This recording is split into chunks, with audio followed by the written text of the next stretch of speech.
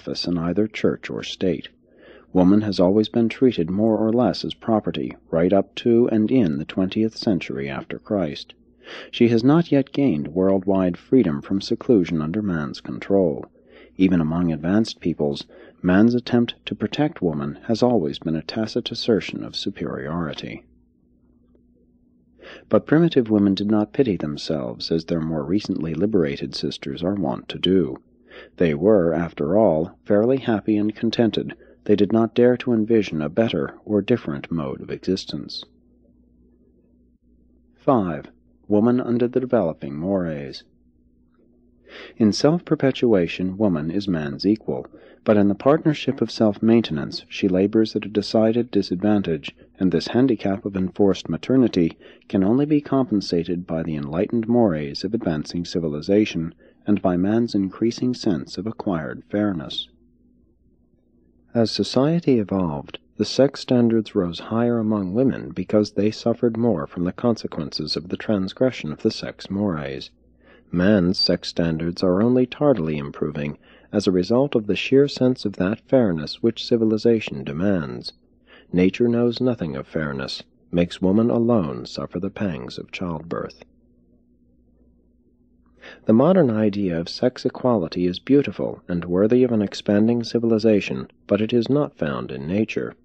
When might is right, man lords it over woman. When more justice, peace, and fairness prevail, she gradually emerges from slavery and obscurity. Woman's social position has generally varied inversely with the degree of militarism in any nation or age. But man did not consciously nor intentionally seize woman's rights and then gradually and grudgingly give them back to her. All this was an unconscious and unplanned episode of social evolution. When the time really came for woman to enjoy added rights, she got them, and all quite regardless of man's conscious attitude. Slowly but surely, the mores changed so as to provide for those social adjustments which are a part of the persistent evolution of civilization. The advancing mores slowly provided increasingly better treatment for females. Those tribes which persisted in cruelty to them did not survive. The Adamites and Nodites accorded women increased recognition, and those groups which were influenced by the migrating Andites have tended to be influenced by the Edenic teachings regarding women's place in society.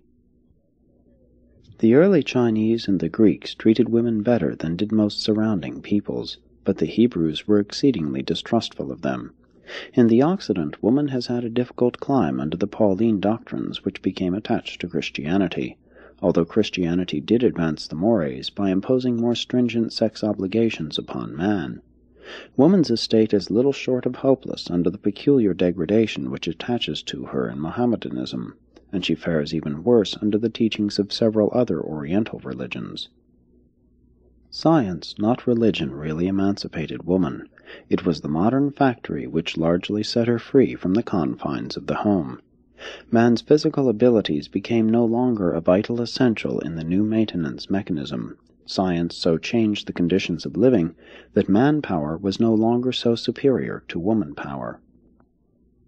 These changes have tended toward woman's liberation from domestic slavery and have brought about such a modification of her status that she now enjoys a degree of personal liberty and sex determination that practically equals man's. Once a woman's value consisted in her food-producing ability, but invention and wealth have enabled her to create a new world in which to function, spheres of grace and charm.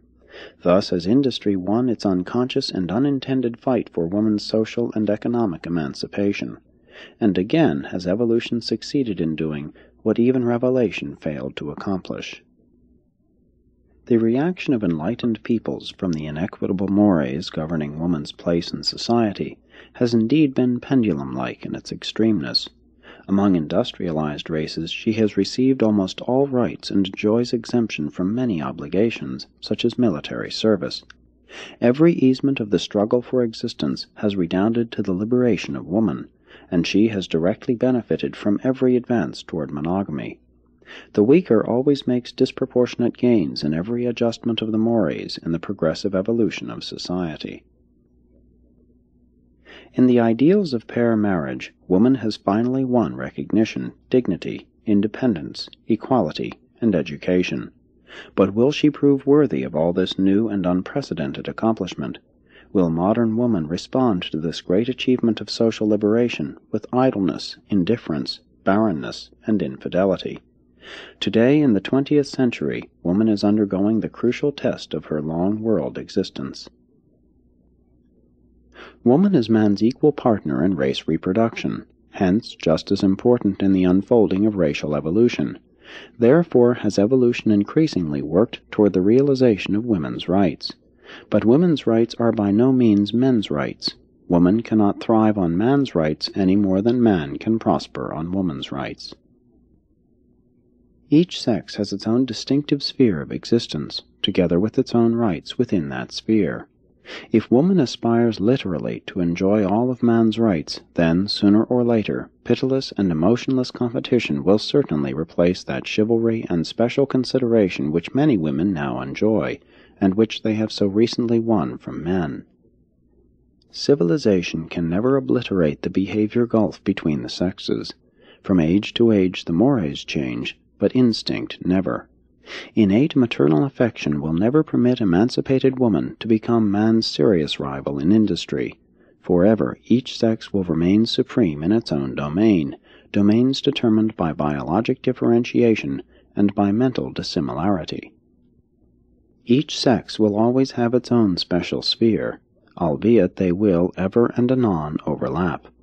Only socially will men and women compete on equal terms. 6. The partnership of man and woman. The reproductive urge unfailingly brings men and women together for self-perpetuation, but alone does not ensure their remaining together in mutual cooperation, the founding of a home. Every successful human institution embraces antagonisms of personal interest which have been adjusted to practical working harmony, and homemaking is no exception. Marriage, the basis of home building, is the highest manifestation of that antagonistic cooperation which so often characterizes the contacts of nature and society. The conflict is inevitable. Mating is inherent, it is natural. But marriage is not biologic, it is sociologic. Passion ensures that man and woman will come together, but the weaker parental instinct and the social mores hold them together. Male and female are, practically regarded, two distinct varieties of the same species living in close and intimate association. Their viewpoints and entire life reactions are essentially different. They are wholly incapable of full and real comprehension of each other. Complete understanding between the sexes is not attainable. Women seem to have more intuition than men, but they also appear to be somewhat less logical. Woman, however, has always been the moral standard-bearer and the spiritual leader of mankind.